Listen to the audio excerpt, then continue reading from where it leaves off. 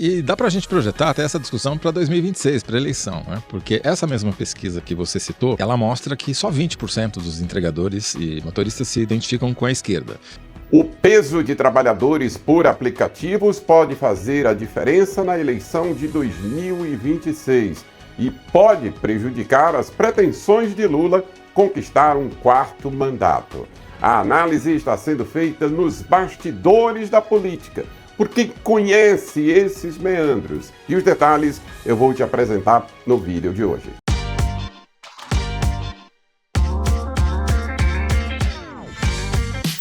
Já pensou se 2 milhões de trabalhadores por aplicativos decidirem a eleição de 2026? Pois bem, a análise nos bastidores da política é de que Lula corre o risco muito sério caso a regulamentação dos trabalhadores saia conforme o gosto do governo, da Uber e dos sindicatos e prejudique os trabalhadores. Essa é a análise nos bastidores da política e foi feita durante um podcast da Folha de São Paulo através do portal UOL. Confira os detalhes dessa análise. Thaís Bilenque, nós vamos tratar agora de um tema que eu acho extremamente interessante, que descobrimos um gancho quente para falar dele, que é a questão da regulamentação do trabalho de entregadores e motoristas de plataforma, que está encruada já faz quase 3 anos, né, desde que o Lula tomou posse, e que agora parece que vai. O Lula prometeu entregar. Regulamentar o trabalho, eles estão chamando de trabalho, mandou um delivery, né? Ele prometeu isso, eles chamam de regulamentação do trabalho intermediado por plataforma, né? Que são esses aplicativos iFood, Uber e companhia. Fácil de decorar, né? Um nomezinho muito bem dado. Vai colar fácil. Ele fez isso na campanha de 2022 como promessa, pôs prioridade, inclusive, porque era um eleitorado sensível, a gente vai falar disso. E aí, depois de tomada a posse, ele mandou para o Ministério do Trabalho, Luiz Marinho, que é um ministro que aparece muito pouco publicamente, mas tem os ouvidos do presidente, ele mandou essa atribuição lá para o Ministério. Demorou um tempo, o Marinho instalou um grupo de trabalho, aí foram meses, quase ano, debatendo e tal, com as plataformas, com os sindicatos e com o governo. E aí eles chegaram num projeto que, segundo eu apurei, as plataformas concordavam em 80%, mas tinham 20% lá que inviabilizaram tudo. E quando o Lula assina o projeto e manda para a Câmara para começar a tramitar, vem uma reação brutal na Câmara, tanto de motoristas espalhados por aí, quanto dos deputados de várias frentes diferentes, com o uso de fake news e sem uso de fake news. O resultado é que flopou fragorosamente esse projeto, ele nunca sequer avançou, e um dos grandes pontos aí, meio complicados do projeto, é que ele previa a sindicalização desses trabalhadores para eles serem representados, né?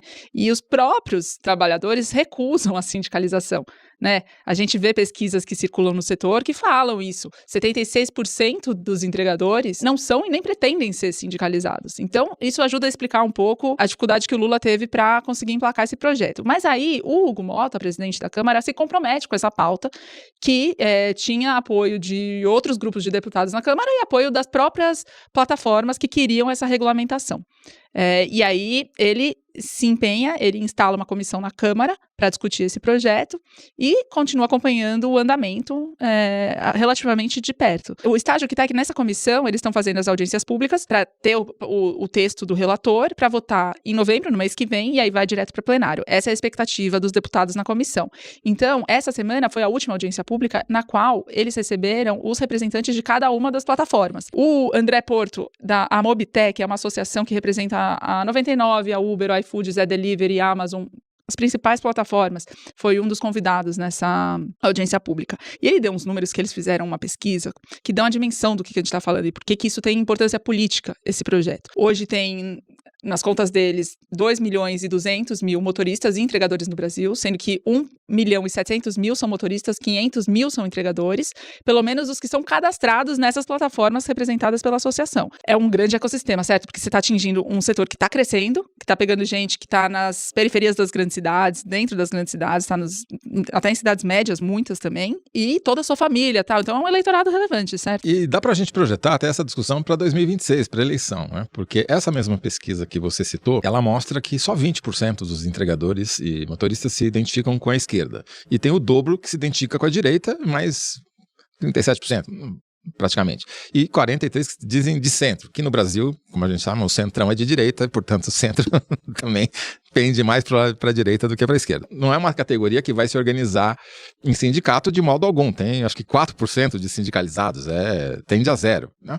Então, essa contradição, ela, a meu ver, não tem solução, porque você não vai conseguir convencer essas pessoas de que o bom mesmo é ser sindicalizado, se unir e brigar coletivamente. Brigar para voltar a ser CLT, com certeza. Eu estou muito curiosa para entender a posição do governo nesse debate, porque eles já bancaram essa posição e foram derrotados. Agora está começando a acelerar a tramitação desse projeto e o governo ainda está sentindo as águas. Eu estou curiosa para ver como é que ele vai navegar. E isso também vai moldar de alguma parte das eleições de 2026. Uma grande parte. Exatamente.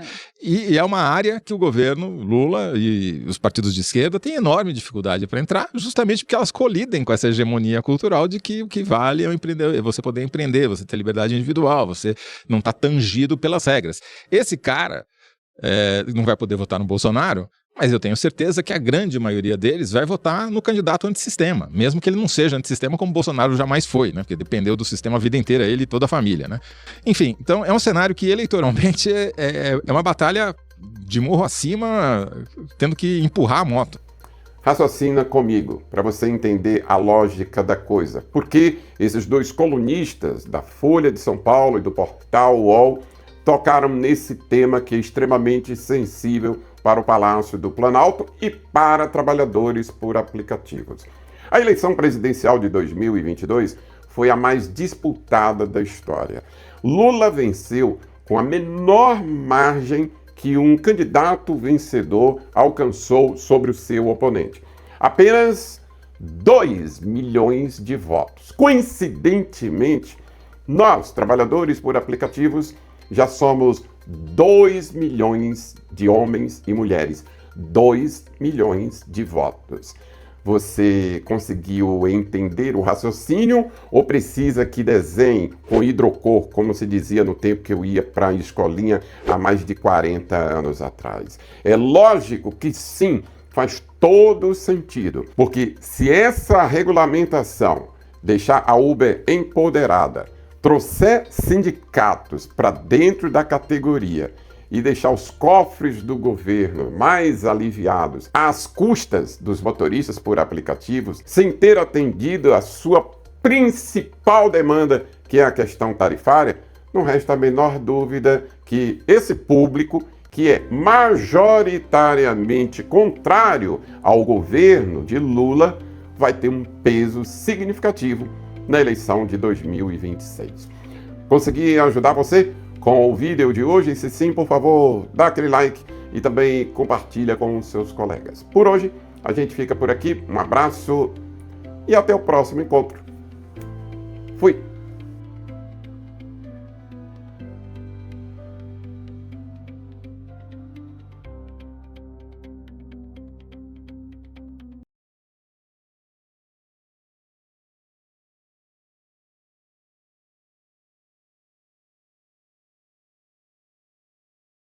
E dá para a gente projetar até essa discussão para 2026, para a eleição, né? Porque essa mesma pesquisa que você citou, ela mostra que só 20% dos entregadores e motoristas se identificam com a esquerda.